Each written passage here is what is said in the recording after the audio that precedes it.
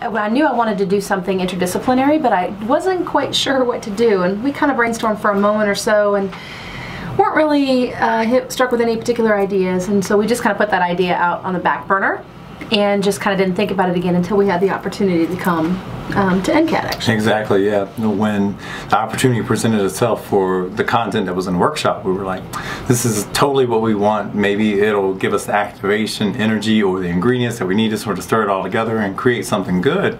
And so after we attended, we saw all these options and that we had presented to us, and we were like, what do we choose? So many things to go with, and so we finally decided on the mural project, because after sort of taking in the experience, we saw how we could mix the vocabulary and content together to sort of craft a presentation that would be worthy for our staff and also for our students. And the goal was to enhance the learning experience for our students, and that's definitely what we wanted to do. And we wanted to model collaboration because that's so huge in today's society, and so we wanted to make sure that students were able to have the best learning experience possible. Yeah, actually, we took the ideas that we had learned. We learned about theater and dance and visual arts and music and all kinds of wonderful different things, but we decided to focus on the visual arts aspect. And what we decided to do was to focus on a movement in art called Impressionism. And so we kind of divided our groups up. He had his classes, I of course had mine. I taught my students a little bit about the history of the art, who the Impressionists were, all the detail, the art history, if you will, about the movement. And Nick taught them very specific, fine-tuned details on how did Impressionists paint.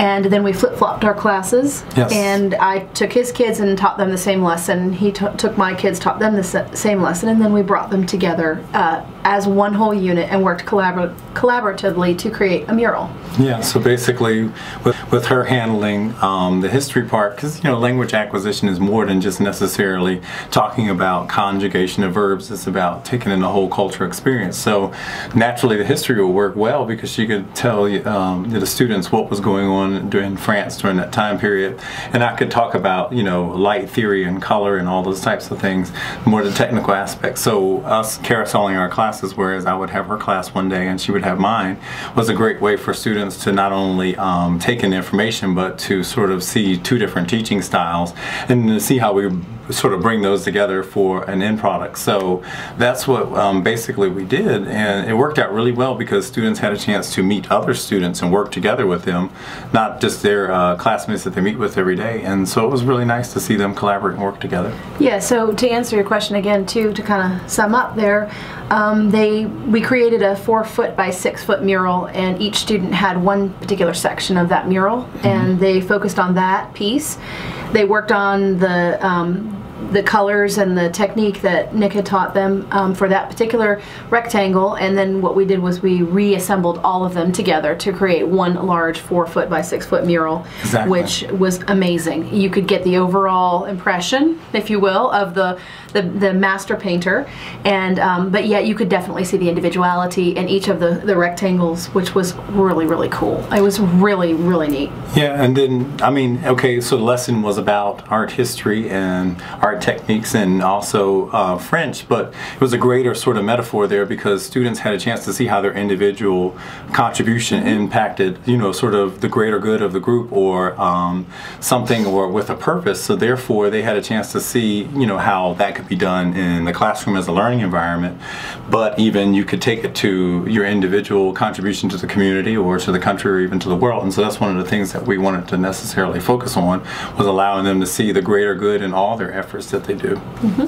But one of the things that our principal said was, well, we would like for you guys to present some of the things that you've done at NCAT, and talk to the staff about it. So he came up with a schedule for us to do 3 sessions on a work day, and basically we would present to the staff some of the things that we learned. So we used a lot of things that we learned here at NCAT, and showed it to the staff, and we talked about some of the things that also, in conjunction with the North Carolina Museum of Art, the big picture, and getting students to realize that you can have various elements of art in just about any subject matter, and it to be sort of a seamless integration of those things, not necessarily something that could be just an art project in a class, but how you can truly see how the arts have a place in all parts of learning. Right, because that would be the difference between arts enhanced curriculum versus arts integrated curriculum. Exactly. So we use very specific things that we learned here at NCAT, actually, specific information, tools, things like that, that we presented to the teachers and to the administration, to everyone really, all the instructional staff at our school, and we created things that they could do right now, like right now today. This is something that you can take with you, and you can begin to start this arts integration immediately. And the response was actually tremendous. They loved it. They absolutely loved it. And it was neat that we could present this to, oh gosh, I don't know, 100 or so people, take it from here, bring it back to our school, and to start seeing the ramifications of that, has been pretty cool. Yeah, like you said, right now. So we presented on a Friday. Monday I was already in another classroom, and we were talking about color theory and how the psychological effects of color in a teacher's classroom. And that was the thing that we wanted to do. We wanted to make it easy. So we wanted to make it happy, not heavy.